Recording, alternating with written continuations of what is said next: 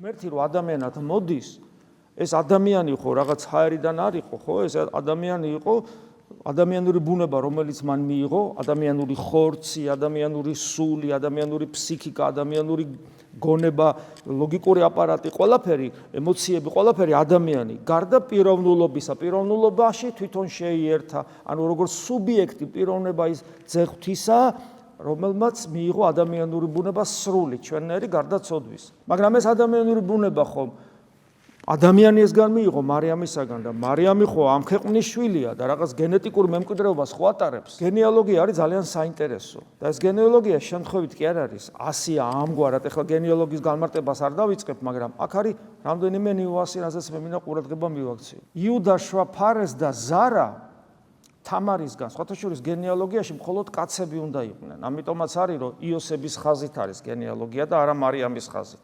ამან არ უნდა დაგვაბნიოს, იმიტომ რომ მარიამი და იოსები ნათესავები არიან.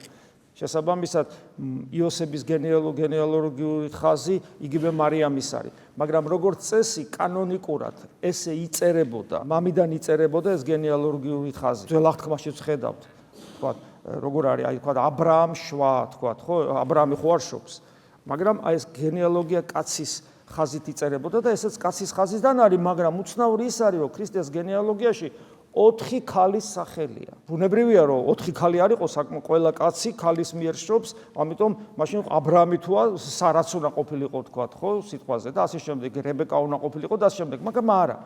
მხოლოდ 4 ქალია და ეს 4 ქალი ვინ არიან? პირველი არის თამარი, ვისაც ბიბლია წაკითხული აქვს, ეგრევე გაახსენდება ეს 4-ვე ქალი ვინ არიან. 4-ვე ქალი ძალიან ერთი ნიშნით არის გამორჩეული ამ გენეალოგიურ სიაში. რაღაცა მძიმე ცოდვის გამო. თამარმა რო შვა, ფარეს და ზარა, ეს ფარეს და ზარა შვა მრუშობისა და ინცესტის ცოდვის შედეგად. ვისაც ბიბლია არ წაიკითხავთ და ნახავთ. ანუ ეს მძიმე ცოდვით შვა, ეს ფარეს და ზარა. მერე საიდანაც უკვე ეს გენეალოგიური ხაზი გრძელდება კერძოდ ფარესიდან. და მე გრძელდება ფარეს შვა ესრომ შვა არამ და ასე შემდეგ. მე არის სალმონ და სალმომ შვა ბოს. ეს ბოს გააჩინა რეკაბი. რეკაბი იყო პროფესიონალი მეძავი და მისი სახელია კიდე ქრისტეს გენეალოგიაში. თან წარმართი. ბოს შვა იობედ რუთისაგან. რუთიც იყო, ესე იგი, განათხოვარი, მერე ესე იგი რაღაც სხვა ატომის წარმომადგენელი და იქ ეხლა მე არ მინდა ძალიან კარგი იყო ერთის მხრივ, მაგრამ აი სიწმინდის თვალსაზრისით ხო და რაღაც იქ დაინახავთ, რომ რაღაც უცნაურად ხდება იუდეველის ცოლი და ესეც რაღაც თლად ვერ ჯდება რაღაც იმ ჩარჩოებში, როგორ შეიძლება მოგვეწონოს და მე იობე შვა იესე და იესე შვა ხო დავით მეფემ შვა სოლომონის, ცნობილი სოლომონ ბრძენი, ვისგან შვა სოლომონი?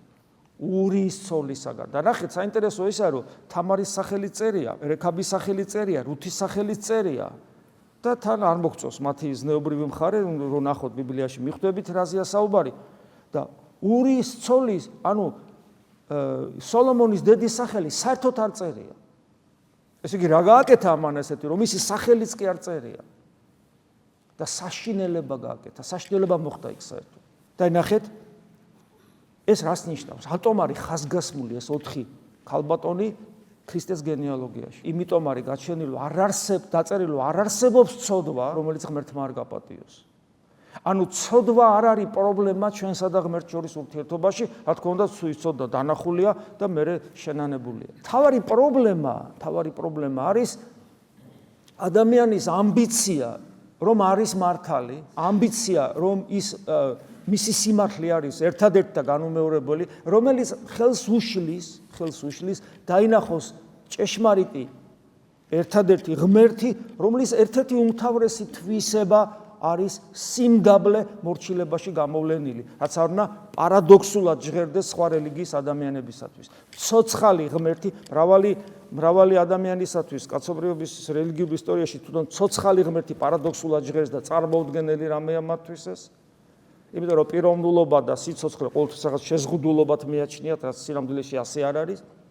და მეორე ის რომ ესე იგი ეს ცოცხალი და ტრანსცენდენტული და პიროვნული ღმერთი ვისაც წამს, რომელიც ყოვლად ძლიერია, იმიტომ რომ გამოუგნებელი სამყაროა შექმნილი, ის არის მისი ერთ-ერთი უმთავრესი თვისება არის სიმდაბლე მორჩილებაში გამოვლენილი და გამოხატული.